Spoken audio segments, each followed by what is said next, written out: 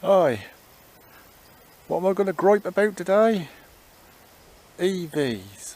Electric vehicles, or electric cars to most of us. Well, what's wrong with it all? Well, it's a con. You'll say, what do you mean a con? Of course it isn't. I reckon it is. Now, these manufacturers, are they really helping that much? I think all they're interested in is making money. Lots of it. Now, when they first came out with wanting cleaner air, it was the cities that really needed it. So much traffic, the volume of traffic in cities causes a lot of pollution, yes. Right, so there you definitely need electric vehicles. And when you live out in the countryside, like around here, well, do you really need an electric car? I don't think so. On top of which, the pollution from an odd car here and there out in the countryside isn't going to make a lot of difference. Cities, yes. Now, what really gets my goat is the cars, what they're producing now, are getting bigger and bigger. Now, if you're going to have cars for the city, it should be something no bigger than a smart car. You only need small cars. You don't need a car any bigger than a smart car. More often than not, there's no more than a couple of people driving about in the city. And you need small vehicles. You can park more small vehicles. And really, you've got to try and make a small vehicle go a reasonable distance, but you don't need to go 200 or 300 miles. You know, if you're in a city or a big town, you know, you can work the car so it doesn't go that far. You know, if you're in London, well, you're most unlikely to do more than 50 miles in a day, and that's all you really need. But you don't need something that'll do 250. So, what are they doing wrong? Have you seen the size of some of these cars they're manufacturing now? Have you seen those large Volvos, SUVs, the BMWs, I think the X6 or something like that? Massive things. Range Rover, I think, has now brought out a electric vehicle, fully electric vehicle. Now, honestly, do we really need vehicles that size? They're huge. And you think of the materials to make sort of one of those vehicles alone.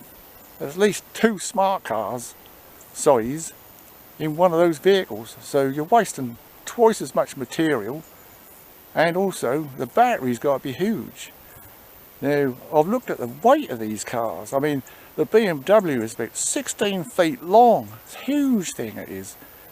And they're getting on for nearly 3 tons in weight. So obviously, you've got to have bigger batteries to try and get the power and the distance. Now, do you really need a massive car that weighs nearly 3 tons? I mean, you've got to produce enough electricity in the motors to drive 3 tons along. And then they're saying, oh, we can only go 250 miles.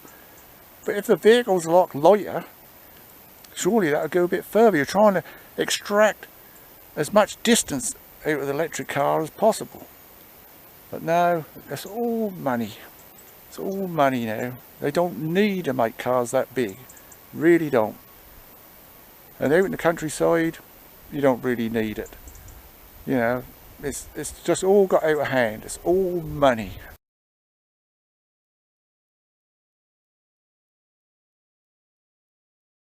Would I buy an electric car? No way. Unless I lived in the city, I had to commute all the time and get into the middle part of the city or big town. Possibly, if I was out to work, working in the town, yes, maybe. But for general driving, out and about, no, you just don't need it. And for people in the countryside, no, you just don't need it. You think you're helping the environment, you're not. You just think, if the whole of the UK went electric, where's all the power come from to charge these things? You need a huge affair to, you know, more power stations, and you most probably get more nuclear power stations. I mean, here we have the old pylons going across here.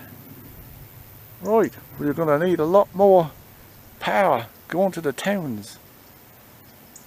You know, the wind power alone, off the offshore wind power, it's not going to be enough. So, yeah, it's got ridiculous. It's just all money. Also, well, when people want to charge the cars, you know, you haven't got enough points to go and plug in your car. There's just not enough of them around the country. You hear of it all the time. And would you really want to drive a vehicle that you start worrying about whether you're going to find a working power point? And whereas petrol stations are everywhere, if you're getting low on petrol, diesel, you just pop in, don't you, and get your petrol. But right now, electric, it's just too much of a worry.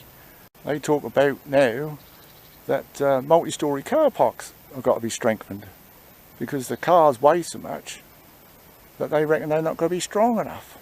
Well, I don't know. But if you had a lot of smaller vehicles, you might be okay. But if they keep making these big ones, well, I can understand there being a lot of weight. But no, they got it all wrong. Yep, I think you've got to think very carefully about buying an electric car. On top of which, if you're a low mileage driver, is it really worth it? Is it really worth paying out all that money and most of the week that's just going to sit out there on your drive? Thousands of pounds they cost.